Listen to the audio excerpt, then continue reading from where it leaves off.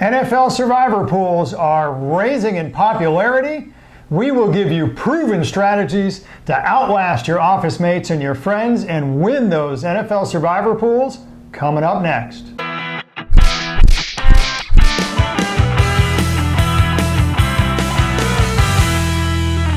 Hello everyone, I'm Gary Kurtzman. And I'm Eric Lee. We are the Fantasy Football Consultants. Gary, one of the things we always do a deep dive and cover in this channel is NFL survivor pools. So during the season, we run a NFL survivor pool. It's free for all of our subscribers to win real money. And during the season, we give our picks. But I think this show is far more valuable than any of those shows because we're going to talk about the underlying strategy, tips, and tricks in making your survivor selection. So let's take a step back and make sure everyone understands the basic rules of what we're talking about. And anyone who knows the NFL can play an NFL survivor pool. Even if you don't know the NFL, you can play. We'll love to take your money. No. You can... So it's very simple. Every week, you pick an NFL team to win. If they win, then you survive to the next week. If they lose or tie, I see dead people. You're out. There's whoever lasts the longest is the winner and wins the prize pool. Now, one caveat is you can only select one team as a winner once during the entire season. Right, so once you pick the 49ers, for instance, you can't pick the 49ers again for the rest of the year. Would you want to? Same goes for the Seahawks. Eric, that caveat, as it turns out, is so hugely important and is the fundamental reason why this is not easy. This is not easy, folks. Let me just give you a quick example. I'll make it very quick. Look. Let's say that there is a 10-point favorite every week. That's a lot, Gary. And that's conservative. But you're usually happy if you get a 10-point favorite. I certainly less than 50% of the time that's true. But for conservative sake, let's make it more conservative. Let's say there's a 10-point favorite every week, and somehow in some alternate crazy universe, it's a different team that's a 10-point favorite each week. I'm making this absurdly conservative to make a point. Even then, it is not easy. If you pick that 10-point favorite every week, you have an 85% chance of winning in any given week. What does that mean? Well, congratulations, there's an 85% chance you will survive week 1. It goes down to 72% to survive week 2, and so on and so on. As it turns out, I'll do the quick and easy math for you. You have less than 50% chance of even surviving 5 weeks. That's incredible, Gary. 5 weeks, you have a less than 50% chance in absurdly easy circumstances that we all agree will basically never happen. I'll go one step further. You have less than 25% chance to survive 9 weeks, and you have less than 1% chance of picking a winning team all the way through the NFL season. I only said that to bolster the point, Eric, this is not easy to do. No, it's not. And we all think that, this team is definitely going to beat this other team, but they're both professional teams, and upsets happen all the time in the NFL. That is why the phrase "any given Sunday" was first created, wasn't it? But Eric, we are here to tell you, the home viewer, that there are proven strategies. In fact, there are 3 proven strategies. Eric, what's the first of the 3? Yeah, the first one is probably the most obvious, is you're going to want to select the team that is among, not necessarily the highest, but among the highest likelihood that they're going to win. Because obviously, if your team doesn't win, you are eliminated. So, no duh. The harder question is, how do you know what the team is that's going to maximize the chances that they're going to win? Well, the best indicator that we have is the Las Vegas odds. So the higher the favorite, the more likely that they're going to win. Gary just told you examples that even if they're a 10-point favorite, there's still a 15% chance that they're going to lose. Yeah. So, nothing's guaranteed at all, but that is one of the best barometers. What I want, Well, and I was just going to add that, these Las Vegas, literally hundreds of millions of dollars are bet on the NFL throughout the course of the season. So these odds makers are some of the highest paid, some of the smartest people that have some of the greatest quantitative sports models that exist out there. And they're the ones that are setting the lines. And not only that, they are incredibly purposely, intentionally unbiased. They have to be. Because they need to make sure that 50% of the money is on one side and 50% is on the other. So they have to be as unbiased and as accurate as possible. Otherwise, Las Vegas casinos can lose millions of dollars in any given week. Occasionally that actually happens.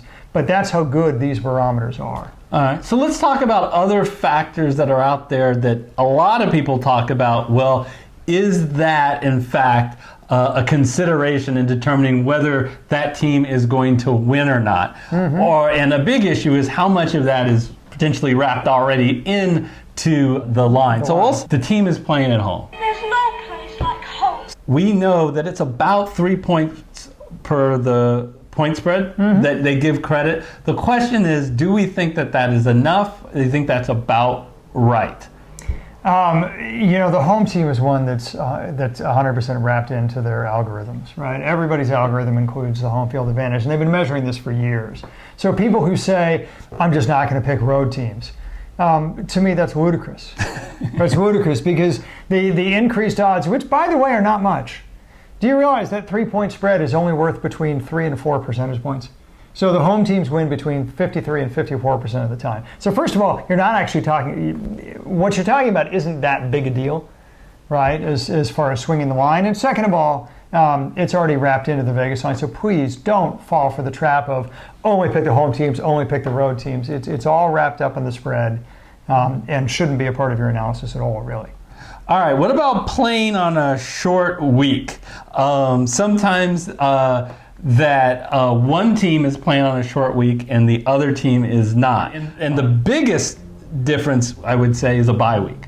Because I have consciously said on this show, I am nervous about picking against a team that's coming off a bye or picking a team that's playing against a team that's coming off. Well, there's actually not nearly enough data yet for coming on a short week. Now, I'm going to separate that out from a bye week. So there's not enough data for Vegas to have their models fully wrap around how much a short week is of value. Theoretically, the longer you have to rest, the better off you are, of course. But that's the kind of thing, if you feel like you've got a kind of a gut feel about a game and it's because you think that a specific team either does well or does poorly, depending on if they're the ones that are suffering from a short week or the ones benefiting from it. You can go ahead. I mean, hell, survivor pools, I mean, there's a healthy dose of luck involved. Let's face it, Eric. So, the Vegas odds makers aren't wrapping that as much into their algorithms just because of the dearth of data out there, as opposed to something like coming off a bye week. Which there's plenty of data for that because it happens multiple times in multiple NFL weeks every season. And that, by the way, turns out to be a pretty big advantage. Where if you have, and this is sort of a duh point, but if you have 2 weeks to prepare for a team, you're going to be a lot better off than if you only have 1 week to prepare for a team. But do you believe that's incorporated in the lines already? That aspect of it should, because it happens so often that there's no reason to believe why that's not fully baked in. They certainly have enough data to be very statistically significant. Well, here's something that's certainly not baked into the line that I absolutely consider, which is Thursday night games. Because both teams are at a disadvantage because they're playing Thursday after playing Sunday. And all things being equal, I'm not going to say I will never pick a Thursday night game. I did last year once. But if I feel equally confident, I am not going to pick the Thursday night game versus the Sunday night game. And the reason is there's more things that can potentially go around our issue with that game that can be unexpected being on such a short rest. Actually, believe it or not, even though I'm totally data-driven, totally model-driven in basically every decision I make in my life to a fault. Just ask my wife if you don't believe me. I stay away from Thursday games. I just absolutely stay away from them. That's my own personal belief. I'm not trying to project that onto you, but I can say this. Statistically, Thursday night games have materially more volatility than any other game. And they have more volatility because of what Eric's talking about. So the fact of the matter is, I hate volatility. I hate it because you can't model for it. And when you can't model for it, you're going to have a kind of a bigger uncertainty. And nobody likes uncertainty when this is life or death. You picked one game wrong and you are out. No, I don't want uncertainty. And that's what you get with Thursday night games. So pick it. If you feel strongly about it, great. I never feel strongly enough to pick a Thursday night game. All right.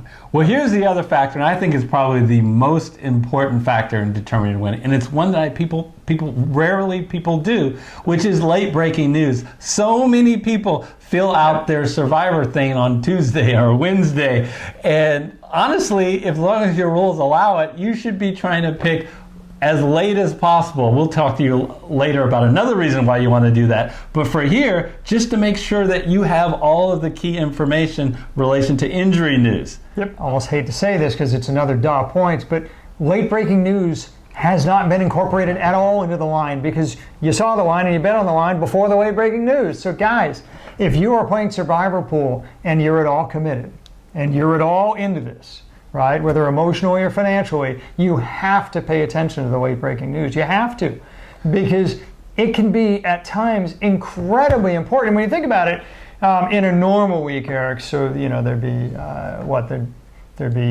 well, I guess in a normal week you can have as much as 16 games, right, depending on the buys. So the late breaking news can be of any of the football teams. And so there's enough for one or two teams to sway one or two lines, sometimes enough to make it one of the best bets of the week. And if you don't pay attention, you'll miss it. Yeah. Right? And just, to me, that's silly. And I would say quarterback's the most important position. That affects the game the most. But the key skill positions, starting running back or wide receiver one. Another thing that I've heard a lot that people say is division games. In determining the likelihood of they're going to win, that, you know what, because these teams play each other twice a year and they know each other so well, I just don't want to pick that game. How do you feel about that? I've heard people say that a lot in college, actually, that rivalry games are so tough to pick because everybody just gets so amped up, and that's not a factor you can measure. There's no way, there's nothing analytical about getting amped up when Alabama plays Auburn.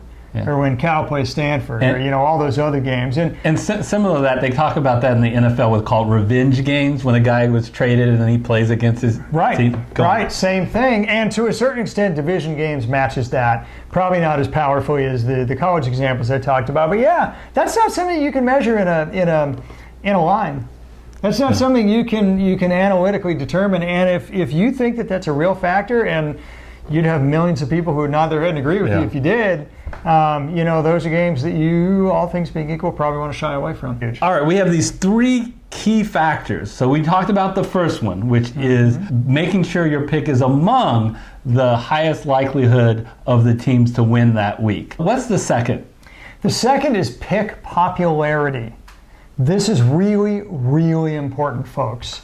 Okay, now we start getting into analysis that is, less than obvious.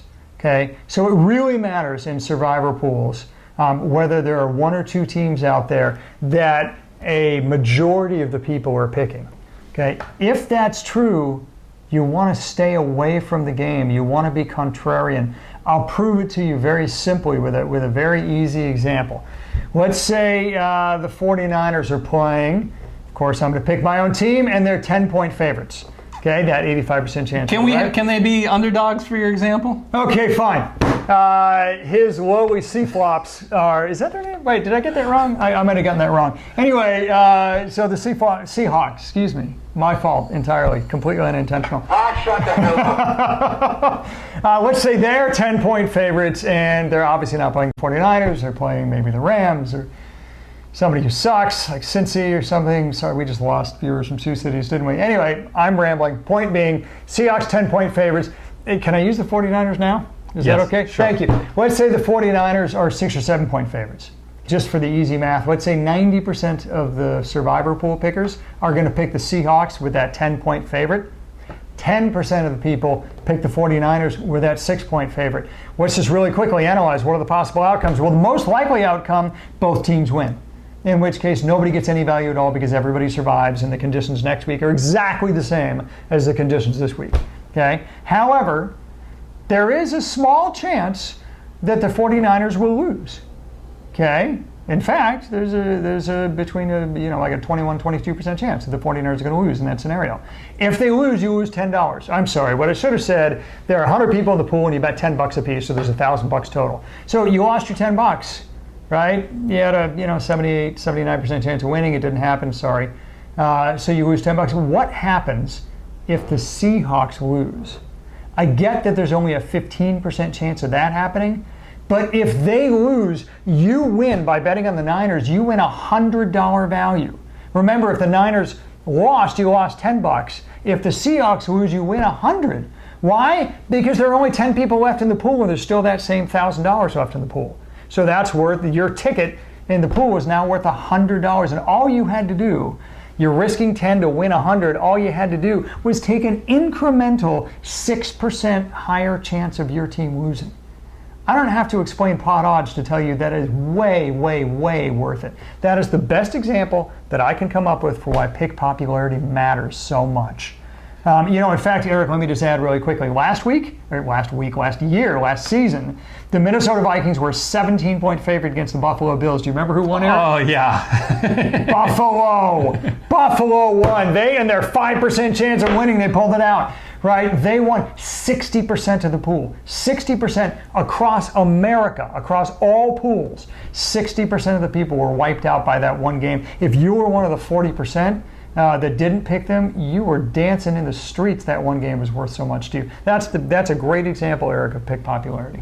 Yeah, so a lot of our viewers, in fact, Lucas is one of my favorite viewers who's always said he loves CBS Survivor and our NFL Survivor show. And one parallel of the two is on that CBS Survivor show, you're not likely to win. You're 1 out of 20, just like you're not likely to win the Survivor Pool, right? So let's just admit that at first you're not likely to win. However, the goal isn't just to make it to the next round before you get in to last the longest. The goal is to win the thing. And you're going to have to make big moves on that show in order to make it to the end. Same thing in our NFL Survivor Pool. In our NFL Survivor Pool, Gary, there's a lot of ego involved. You don't want to get eliminated in round 1 or round 2 or round 3 and either have your FFC community make fun of you or have all your buddies make fun of you. Yeah. But that is not the goal. The goal isn't just to last another week. The goal is to outlast everybody else, which means you're going to probably have to take calculated, intelligent gambles throughout. For example, if 60-70% of the people are picking one team, you should really think about going elsewhere. Not just picking a wild, crazy pick, but a pick that you feel maybe not as confident as that 17-point favorite, but you feel relatively confident. Yeah, in fact, look, with pot odds, and if you mine through the NFL games in the prior seasons like we have, and you use pot odds to determine what's the best value to Eric talked about, to make the calculated gambles on, what you'll find is, generally speaking, the second or third biggest favorite is actually a better pick for you than the favorite. Now, if everybody adopts that strategy, suddenly that strategy has to shift. But as of right now, in this point in time, the second or even third, highest odds is actually better because of the pick popularity example that I just talked about. It's all pot odds, folks.